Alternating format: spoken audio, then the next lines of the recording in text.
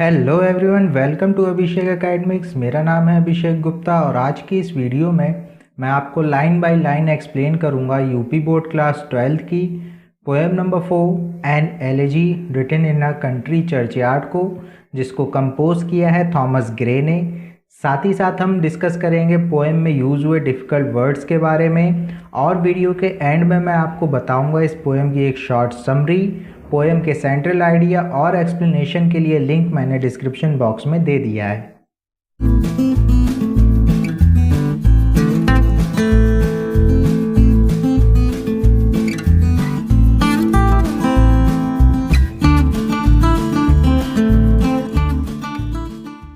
N elegy written in a country churchyard. Elegy means होता है शोक गीत, तो ये एक शोक गीत है जिसको पोएट ने एक कंट्री चर्चयार्ड यानी कि कब्रिस्तान में बैठकर लिखा है। अब आप लोग सोचोगे कैसा पोएट था, क्या कोई कब्रिस्तान में बैठ के भी पोएम लिख सकता है? तो हाँ भाई, ये वाले पोएट कुछ ऐसे ही थे। चलिए टाइम को ज़्यादा वेस्ट ना करते हुए पोएम को स्टार्ट करते हैं पहले स्टैंजा के साथ। The curfew tolls, the knell of parting day. The lowing herd wind slowly o'er the lea. The ploughman homeward plods his weary way, and leaves the world to darkness and to me. सबसे पहले difficult words देख लेते हैं। Curfew means शाम की घंटी।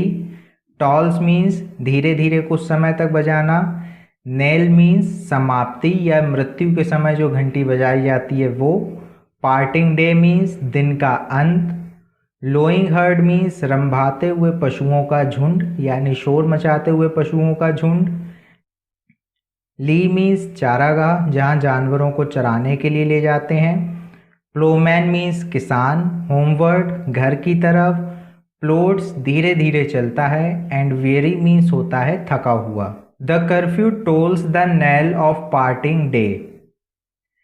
शाम की घंटी धीरे धीरे बजकर दिन की समाप्ति की सूचना दे रही है। The lowing herd wind slowly over the lea. बाते हुए पशुओं का झुंड हवा के साथ धीरे धीरे चारागाह के रास्ते से जा रहा है। The ploughman homeward plods his weary way. किसान भी अपने घर की तरफ थके थके से कदमों से धीरे धीरे चलता हुआ जा रहा है। And leaves the world to darkness and to me. और इस संसार में अब केवल अंधेरा रह गया है और अंधेरे के साथ मैं। तो पोएट इस स्टैंजा में गांव का एक सीन बताते हैं जहां पर शाम का समय है और जो चर्च में घंटी बजती है वो धीरे धीरे बजकर हमें ये संकेत दे रही है कि अब दिन खत्म हो चुका है। सभी किसान जो कि दिन भर काम करने के बाद बहुत ज़्यादा थक चुके हैं धीरे धीरे अपने घर की तरफ जा रहे हैं। साथ ही पशुओं का झुंड भी रंबाते हुए चारागाह से वापस घरों की तरफ जा रहा है और इस संसार में केवल अंधेरा रह गया है और मैं। Beneath those rugged elms that yew trees shade, where heaves the turf in many a mouldering heap, each in his narrow cell forever led, the rude forefathers of the hamlet sleep. Beneath means नीचे, rugged elm, beneath those rugged elms that yew trees shade. Beneath means नीचे, rugged means भद्दे, Elm means एक प्रकार का जंगली पेड़, you means एक सदाबहार पेड़ होता है। उन भद्दे जंगली पेड़ों के नीचे या फिर यू के सदाबहार पेड़ों की छाया के नीचे। Where heaves the turf in many a mouldering heap. Heaves means उठता है, टर्फ मीन्स सूखी घास, मोल्डरिंग मीन्स ढहते हुए और हीप मीन्स ढेर। जहाँ सूखी घास के मैदान में ढहती हुई मिट्टी से उनके ऊपर ढेर लग गया है। Each in his narrow cell for ever laid. Cell means यहाँ पर है छोटी कब्र। प्रत्येक अपनी छोटी सी कब्र में लेटा हुआ है या फिर दफनाया गया है। The rude forefathers of the hamlet sleep. Rude means असभ्य या सामान्य या अनपढ़ लोग। फोरफादर मीन्स पूर्वज और हैमलेट मीन्स छोटा गांव। एक छोटे से गांव के असभ्य अनपढ़ पूर्वजों को। तो पोएट इस स्टैंजा में कहते हैं कि छोटे से गांव के उन सामान्य पूर्वजों को भद्दे एल्म या फिर यू ट्री की छांव में, जहां पर मिट्टी ढहते ढहते मिट्टी का एक ढेर बन गया है, उनके नीचे उनकी छोटी छोटी कब्रों में उन्हें दफनाया गया है।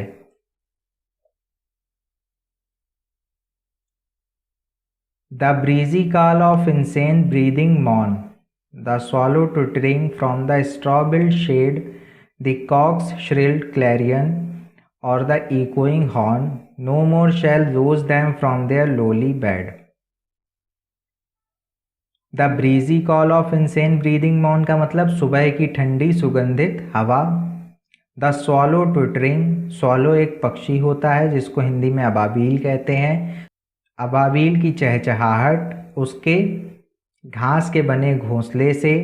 द कॉक्स श्रिल क्लैरियन, मुर्गे की तीखी बांग। और द इकोइंग हॉर्न, और बिगुल की तेज आवाज़। No more shall rouse them from their lowly bed, इनमें से कुछ भी अब उनको उनकी कब्रों से नहीं उठा सकता। तो इस स्टैंजा में पोएट हमें बताते हैं सुबह की ठंडी और सुगंधित हवा, एक मुर्गे की बांग, बिगुल की तेज आवाज़ या फिर चिड़ियों की चहचहाहट सोते हुए इंसान को उठाने के लिए काफ़ी है, लेकिन इनमें से कुछ भी अब उन लोगों को उनके कब्रों से उठा नहीं सकता।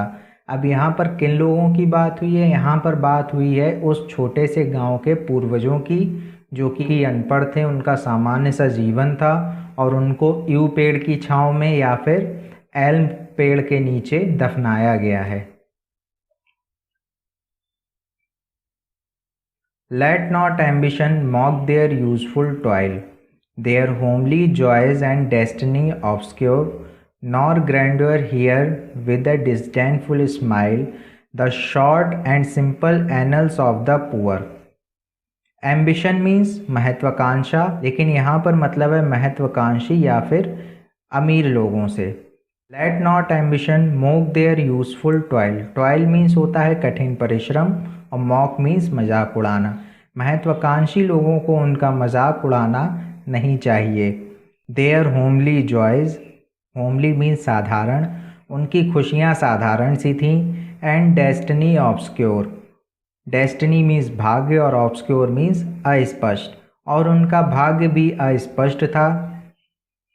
Nor grandeur here with a disdainful smile, grandeur means महान व्यक्ति, disdainful smile means किसी को घृणाजनक तरीके से या आलोचनात्मक तरीके से देखकर हंसना। तो महान लोगों को उन्हें देखकर उनकी आलोचना नहीं करनी चाहिए। The short and simple annuls of the poor, short and simple means छोटी और साधारण सी। एनल्स का मतलब होता है जीवन का लेखा, यानी कि जीवन ऑफ द पुअर, उनके छोटे और साधारण से जीवन का। तो इस स्टैंजा में पोएट पढ़े लिखे सभ्य समाज से ये कहते हैं कि हमें किसी गरीब या फिर असहाय, जिसका जीवन की सारी खुशियाँ बहुत ज़्यादा साधारण होती हैं और जिनका भविष्य भी अस्पष्ट होता है, यानी जिनके भाग्य ने कभी उनका साथ ना दिया हो, महान लोगों को, ऐसे लोगों की आलोचना नहीं करनी चाहिए जिनका जीवन छोटा और सरल होता हो। यानी पोएट इस स्टैंजा में हमें कहते हैं कि हमें मजबूरों का मजाक नहीं उड़ाना चाहिए।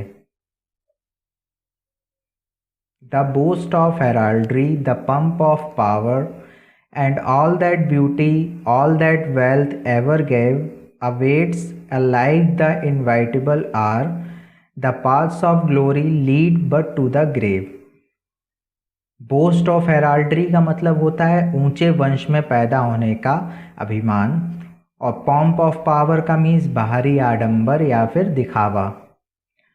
And all that beauty, all that wealth ever gave, और जितनी भी सुंदर चीज़ें और जितनी भी चीज़ें धन दौलत के द्वारा दी गई हैं, awaits alike the inevitable our,